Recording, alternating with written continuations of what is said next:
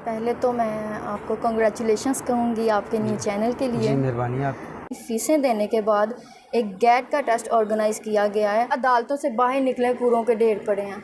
मियाँ खलील साहब उन्होंने काफ़ी काम करवाया है। मियाँ खलील साहब कौन है? यहाँ पे वो नायब सदर हैं फिरोजबाद।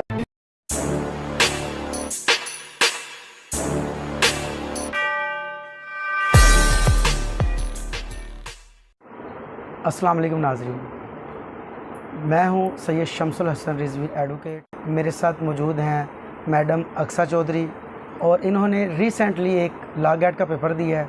तो इनसे पूछते हैं लॉ गैट के बारे में कि क्या ये जो यंग लॉयर्स हैं इनके लिए मुफीद अमल है, अगर मुफीद है तो इसको मज़ीद कैसे बेहतर किया जाए, और अगर ये मुफीद नहीं है तो इसके लिए कौन सी ऐसी चीज़ करनी चाहिए पंजाब बार कौंसल को जो कि यंग लॉयर्स के लिए फ़ायदेमंद हो। अस्सलाम वालेकुम। वालेकुम अस्सलाम। मैडम क्या हाल चाल है? ठीक ठाक अल्हम्दुलिल्लाह।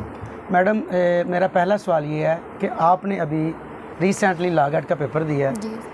तो आप क्या समझते हैं कि ये पेपर बिल्कुल ऐन कानून के मुताबिक था जो इन्होंने सिलेबस दिया हुआ है?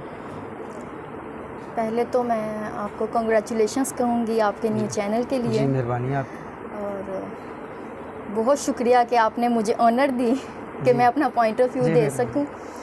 और अब आपने सवाल किया गैट के बारे में, तो मैं आपको बताती चलूं कि पहले जो LLB था 3 ईयर का LLB था, इन्होंने 5 ईयर का LLB कर दिया। ठीक है, कोई बात नहीं, बाकी प्रोफेशनल डिग्रीज भी 5 ईयर की ही हैं। फिर किया गया हमारा लैट का टेस्ट, उसका भी कोई इशू नहीं। अच्छा, लैट गैट से पहले है या बाद में? सबसे पहले LLB से पहले। अच्छा, ये सबसे पहले, क्योंकि मैं इसलिए मुझे तो इन चीज़ों का पता है, लेकिन जो हमारे व्यूवर्स हैं जो अभी यंग लॉयर हैं या जो FA के स्टूडेंट हैं जिन्होंने अभी लॉ करना है, मैं चाहता हूँ उन तक ये सारी बातें रिदम के साथ पहुँच जाएँ। आप ज़रा रिदम के साथ बता दें कि पहले क्या है, फिर सेंटर में क्या और एंड पे क्या है। सबसे पहले आप देते हैं लैट का टेस्ट। जी ठीक है। ये आपका एंट्री टेस्ट है जो इसमें क्या पूछा जाता है? मैं बताती हूँ, ये इंटर की बेस में दिया जाता है। ठीक है। अच्छा, अब एंट्री टेस्ट हो गया, 5 ईयर का LLB हो गया, कोई बात नहीं, यहाँ तक हमें कोई इशू नहीं है।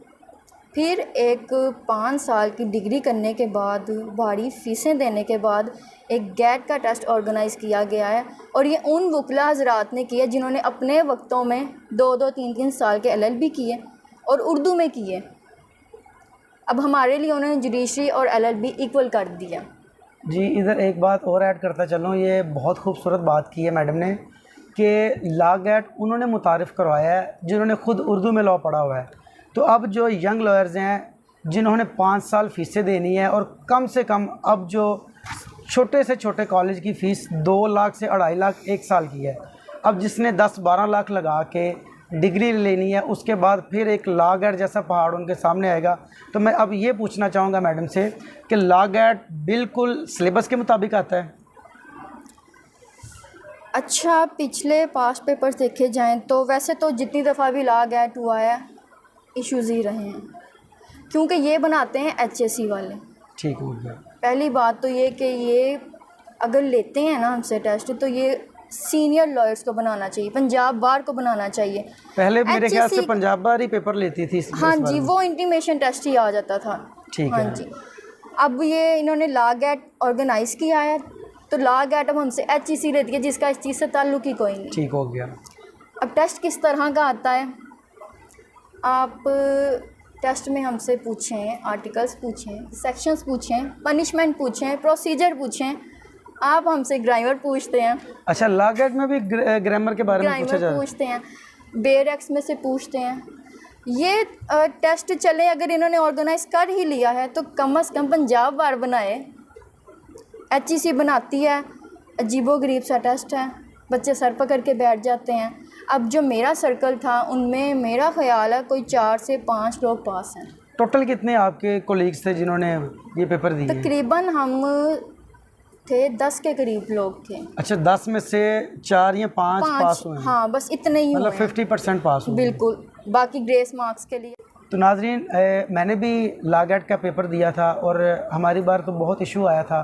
अब मैडम बता रही हैं कि 10 में से 4 लोग पास हुए हैं, 6 फेल हुए हैं। तो ये सिर्फ इन 10 लोगों की बात है। अब मैडम ने जो पेपर दिए इससे पहले जो लॉ के पेपर दिए उनमें भी मैडम के नंबर बहुत अच्छे हैं। और इसमें ये चीज़ मैं एक बताना चाहूँगा कि जिन्होंने मेहनत की है उनको तो कुछ समझ बूझ है, जिन बेचारों को इतना नहीं पता और वो सिलेबस के मुताबिक तैयारी कर रहे हैं तो वो तकरीबन 70% स्टूडेंट्स जो फेल हो जाते हैं। तो अलमिया ये है जो मैडम ने अभी कहा कि HEC इम्तिहान लेता है, HEC को कानून के बारे में ही नहीं पता। ये किसी एक एक्सपर्ट लॉयर को लेना चाहिए था, क्योंकि ये काम पंजाब बार कौंसिल का है। अब मैडम मैं आपसे ये पूछता हूँ कि आपकी प्रैक्टिस को कितनी देर हो गई है? मैंने इंटीमेशन के फ़ौरन बाद अपनी प्रैक्टिस स्टार्ट कर दी थी। आपने फ़िरोज़वाला में प्रैक्टिस स्टार्ट नहीं, की मैंने थी? लाहौर में की थी पहले। ठीक है। लेकिन अब मैं यहाँ आ गई हूँ। लाहौर में कितनी देर प्रैक्टिस की और इधर कितनी देर हो बहुत थोड़ा अर्सा किया, लेकिन यहाँ फिर भी मैंने थोड़ा सा टाइम दिया है, तो अब मैं यहाँ प्रैक्टिस कर रही हूँ। गई? लाहौर छोड़ के इधर फ़िरोज़वाला शादरा में आने का क्या मकसद है आपका? असल में मदर कोर्ट है मेरी। अच्छा, ये हाँ आपकी जी, मदर बार है, बिल्कुल। ठीक हो गया। मतलब आपको ज़्यादा केसेस इधर के आ रहे हैं? इधर के ही हैं, ठीक एरिया है। जो हमें ये लगता है। और इसके अलावा लाहौर में भी कोई केसेस लगे हैं आपके? लाहौर के भी आते हैं केसेस, लेकिन अपनी कन्वेंस, अपनी सहूलत देखने के लिए हम यहाँ पर हैं। बिल्कुल ठीक हो गया। अच्छा, मेरा आखिरी सवाल ये है कि लाहौर और फ़िरोज़वाला के माहौल में आपने क्या फ़र्क महसूस किया और क्या तब्दीली देखी आपने? कोर्स तो सभी अच्छी हैं, ठीक है, क्योंकि हमारे घर के बाद दूसरा घर हमारी कचहरियाँ ही हैं। बिल्कुल ऐसे ही। अगर फ़िरोज़वाला की बात करें, ये भी अच्छी है, छोटी कचहरी है, काम ज़्यादा है, सीखने को यहाँ बहुत कुछ है। बिल्कुल ठीक। मैं जो अब न्यू लॉयर्स आ रहे हैं उनको मैं तो यहीं पर आके प्रैक्टिस करने का मशवरा देती हूँ। तो सफाई सुथराई के बारे में आप क्या कहते हैं? क्योंकि ये बहुत मेन इशू है। और मैं एक चीज़ इधर ऐड करता चलूँ कि मेरा इत्तेफाक से ननकाना साहब जाना हुआ, उस बार को जब मैंने देखा तो वो मुझे बाहर नहीं कोई सोसाइटी लग रही थी, इतने खूबसूरत तरीके से बनाई। इसके बाद वज़ीराबाद भी जाना हुआ तो उधर ऐसे लग रहा था जैसे कोई सरकारी बिल्डिंग है, जैसे कोई हॉस्पिटल है या हॉस्टल्स हैं, इतने खूबसूरत बिल्डिंग्स हैं। तो आप फ़िरोज़वाला बार के बारे में क्या कहना चाहेंगे आप? आपको भी पता ही है। मुझे पता सबसे पहले तो नाज़रीन आपको मैं सुनना देखे चाहती हूँ। ना, कैबिनेट्स को चाहिए कि वो काम करवाएं। अगर 70% उनकी ज़िम्मेदारी है ना, तो 30% हमारी भी है। आप कचहरी में निकल के देख लें, अपने दफ्तरों तक भी बाइक्स पर आते हैं, पार्किंग छोड़ के। पूरी कचहरी को रोड बनाया हुआ है इन्होंने। उसके अलावा अदालतों से बाहर निकले कूड़ों के ढेर पड़े हैं। मियाँ खलील साहब, उन्होंने काफ़ी काम करवाया। मियाँ खलील साहब कौन है? यहाँ पे वो नायब सदर हैं अच्छा, फ़िरोज़वाला में। अभी इस साल के हाँ नायब जी, सदर हैं। बिल्कुल इस ठीक साल। हो गया। उन्होंने काफ़ी काम करवाया, लेकिन ये उनकी अकेले की ज़िम्मेदारी नहीं है। बिल्कुल सब ठीक। अपना अपना किरदार अदा करें। कैबिनेट्स भी ज़रा गौर करें, उनको तो फ़ंड आते हैं, और बाकी वकला हज़रात भी करें। नाज़रीन, मेन इस बार का अलमिया ये है कि अदालतों के बाहर कंस्ट्रक्शन के ढेर लगे हुए हैं, कूड़े के ढेर लगे हुए हैं। अगर बारिश आ जाए तो पानी ऐसे खड़ा होता है जैसे किसी गरीब की गली हो।